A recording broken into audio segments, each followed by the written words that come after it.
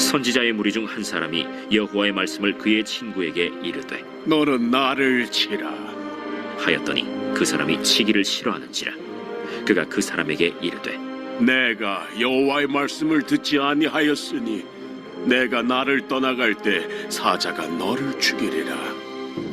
그 사람이 그의 곁을 떠나가더니 사자가 그를 만나 죽였더라. 그가 또 다른 사람을 만나 이르되 너는 나를 치라. 그 사람이 그를 치되 상하도록 친지라. 선지자가 가서 수건으로 자기 눈을 가려 변장하고 길가에서 왕을 기다리다가 왕이 지나갈 때 그가 소리질러 왕을 불러 이르되 종이 전장 가운데 나갔더니 한 사람이 돌이켜 어떤 사람을 끌고 내게로 와서 말하기를 이 사람을 지키라.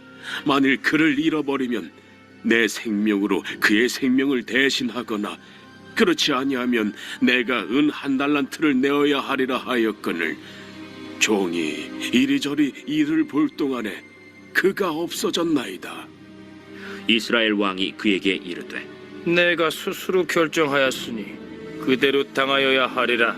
그가 급히 자기의 눈을 가린 수건을 벗으니 이스라엘 왕이 그는 선지자 중에 한 사람인 줄을 알아본지라. 그가 왕께 아뢰되 여호와의 말씀이 내가 멸하기로 작정한 사람을 내 손으로 놓았은즉 내 목숨은 그의 목숨을 대신하고 내 백성은 그의 백성을 대신하리라 하셨나이다. 이스라엘 왕이 근심하고 답답하여 그의 왕궁으로 돌아가려고 사마리아에 이르니라.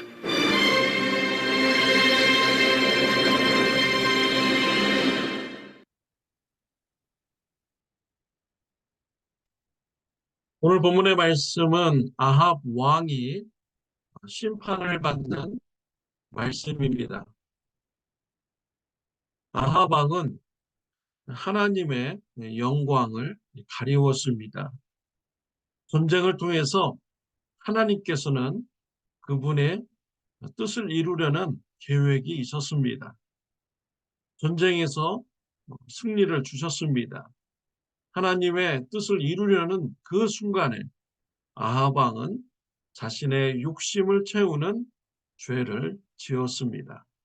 하나님의 영광이 나타날 그 시간에 하나님의 영광을 가리우는 범죄를 한 것입니다.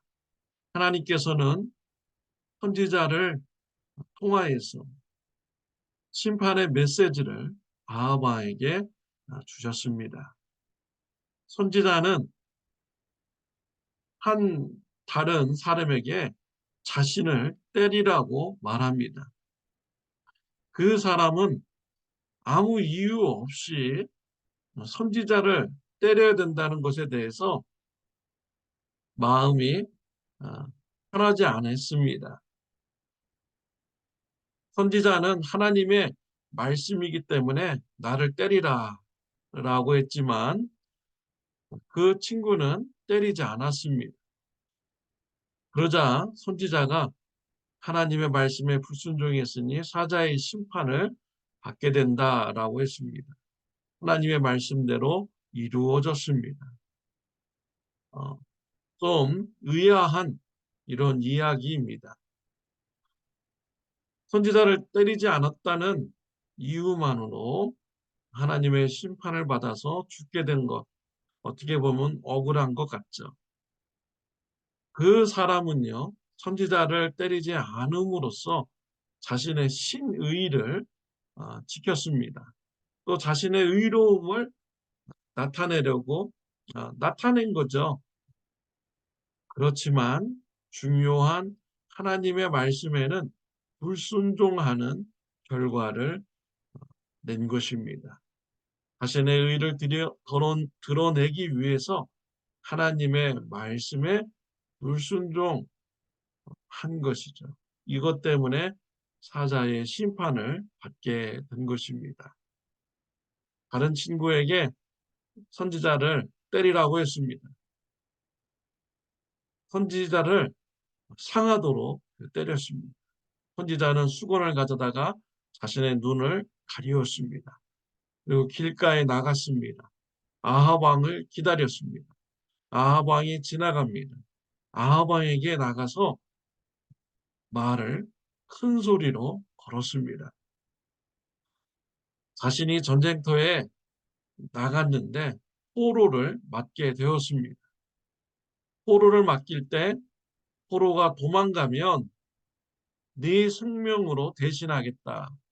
그렇지 않으면은 은 한 달란트를 갚아야 된다라고 했습니다. 그런데 자신이 이 일 저 일을 하다가 보니까 포로가 도망갔다라는 것이죠. 아합 왕이 말합니다. 네가 행한 대로 네가 스스로 결정하였으니 그대로 되리라 라는 말을 합니다. 이때 선지자는 수건을 벗습니다. 아합 왕은 선지자임을 알아보게 되는 것이죠. 선지자가 하나님의 말씀을 전합니다. 42절에 그가 왕께 아뢰되 여호와의 말씀이 내가 멸하기로 작정한 사람을 내 손으로 놓았은즉 네 목숨은 그의 목숨을 대신하고 네 백성은 그의 백성을 대신하리라 하셨나이다. 이런 하나님의 말씀을 전합니다. 하나님께서 아람 왕을 죽이기로 결정하셨는데 아합 왕이 아람 왕을 살려주었다라는 것입니다. 아람 왕의 목숨 대신 아합 왕의 목숨을 가져가겠다라고 했습니다. 아람 백성의 생명 대신 이스라엘 백성의 생명으로 가져가겠다라는 그런 심판의 메시지를 주셨습니다. 아합 왕은요, 아람 왕을 살려줌으로써 자신의 의로움을 나타낸 거죠. 또한 자신의 욕심을 채운 것입니다.